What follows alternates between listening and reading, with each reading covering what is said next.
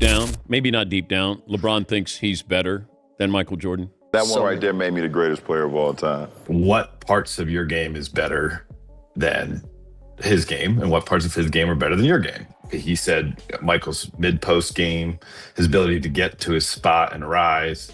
James comes the other way. James. And I love that he spoke to me candidly about the fact that he's 4-6 in the finals, and that's viewed as a knock on his career.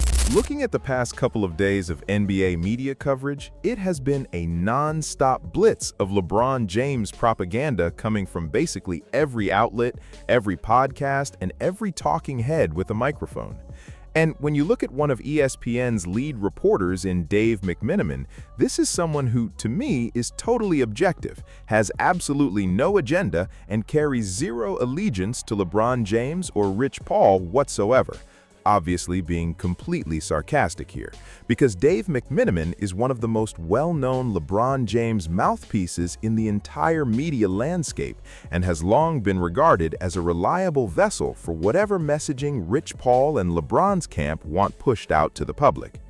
And looking at his latest media tour, the topics have been exactly what you would expect. LeBron James, Michael Jordan, finals records, the 6-0 versus 4-6 debate, and all the usual talking points that get recycled every single time someone needs to move the needle on the GOAT conversation.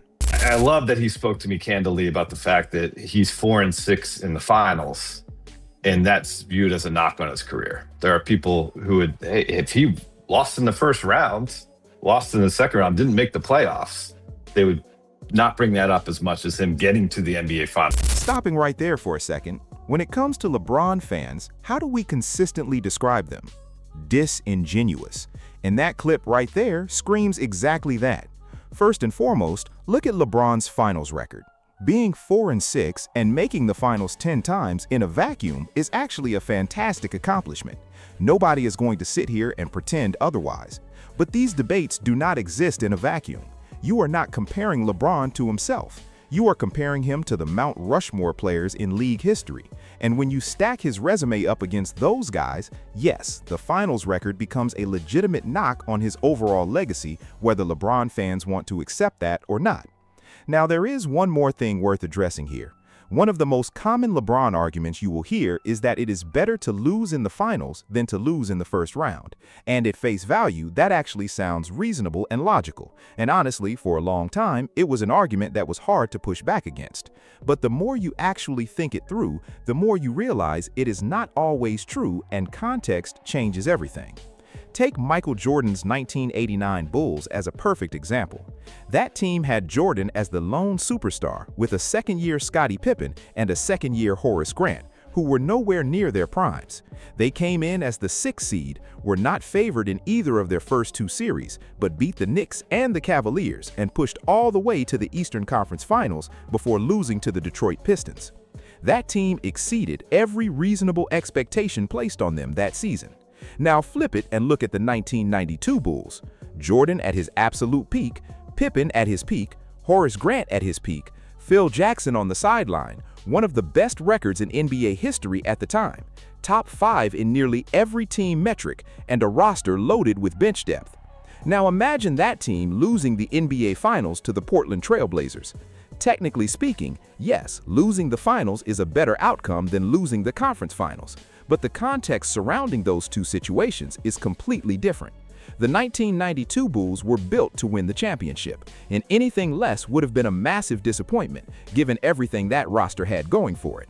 The 1989 Bulls were not even supposed to make it as far as they did, so losing in the conference finals that year carried a completely different weight than it would have 3 years later with a fully loaded championship caliber squad. Context is everything in these conversations, and it is never as simple or as black and white as people try to make it. Bring that up as much as him getting to the NBA Finals and losing.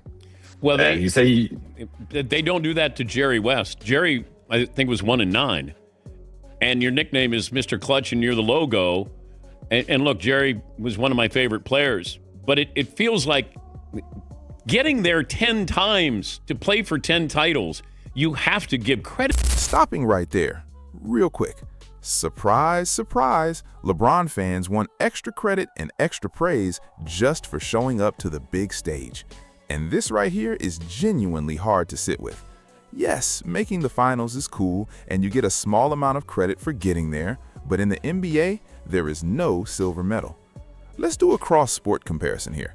Look at golf, a sport that not everyone follows. The biggest event in golf is the Masters at Augusta. Now look at a guy named Tom Weiskopf. Not once, not twice, not 3 times, but 4 times he finished as the runner-up at the Masters in the late 60s and early 70s. Tom Weiskopf never won it. Now look at Patrick Reed, a guy who won the Masters exactly once. His best finishes were 1st, 3rd, 4th, and 8th. So when you compare those two golfers, Weiskopf had the more impressive runner-up resume by a mile, but Patrick Reed has a green jacket and is forever a Masters champion. Being a top 2 finisher 4 times got Weiskopf absolutely nothing in terms of legacy. You play to win the game. You do not play just to play it. In every sport, basketball, football, golf, runner-up finishers never get the credit because they did not win. That is sports. That is life.